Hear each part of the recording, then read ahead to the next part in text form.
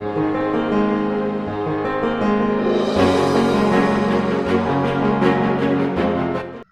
The Lord, hallelujah.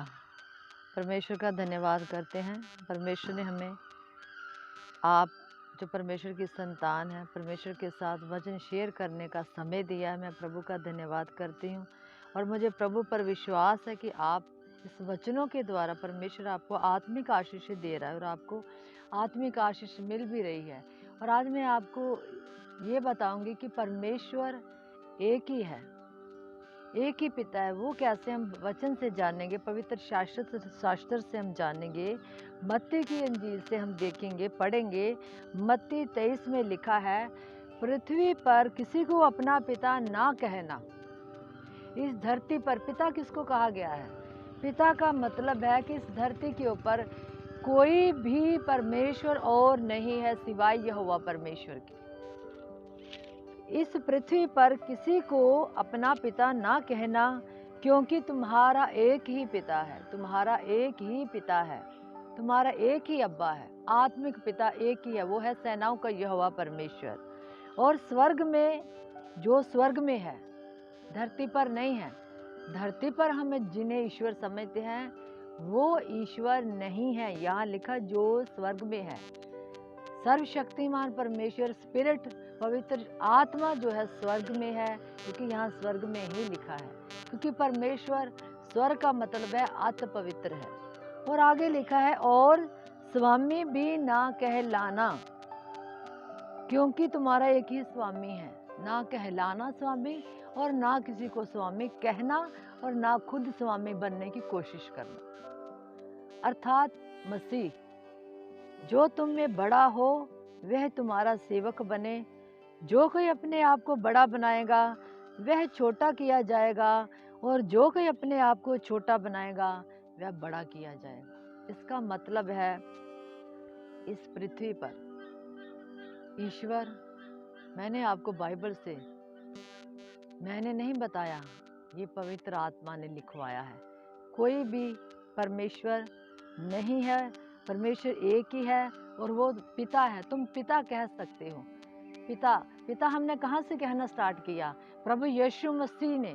जब प्रभु यीशु मसीह आए तो उन्होंने कहा, मैं पिता में और पिता मुझ में है। तो अब मैं आपको इफिसियों की पत्री में से लेकर जाऊंगी। वहां पर पौलुस पवित्र आत्मा के द्वारा क्या कह रहा है? पौलुस कह रहा है, मसीह की देह में जो एकता है वो भी परमेश्वर के बारे में बता रहा है। वो कह रहा है कि एक ही देह है। एक ही देह का मतलब है कलीसिया, यीशु मसीह की देह। यीशु मसीह की देह कैसे बनती है? हर एक अंग, हर एक इंसान मिलकर परमेश्वर की देह बनती है। यहाँ लिखा है इफिसियाँ 4:4 में, एक ही देह है, एक ही आत्मा है, जैसे तुम जो बुलाए गए थे। तुम जो बुलाए गए थे, तुम खुद परमेश्वर के पास नहीं आए, तुम्हें परमेश्वर ने खुद बुलाया है। तुम जो बुलाए गए थे, अपने बुलाए जाने से एक ही तुम्हारी आशा है, एक ही प्रभु है, एक ही विश्वास है, एक ही बपतिस्मा है, और सबका एक ही परमेश्वर और पिता है। मैंने आपको मत्ती की इंजील में सुनाया, और मैंने इफिसियों की पत्री में भी पढ़कर सुनाया कि सबका एक ही, सबका मतलब पूरी दुनिया, पूरी दुनिया का एक ही परमेश्वर है।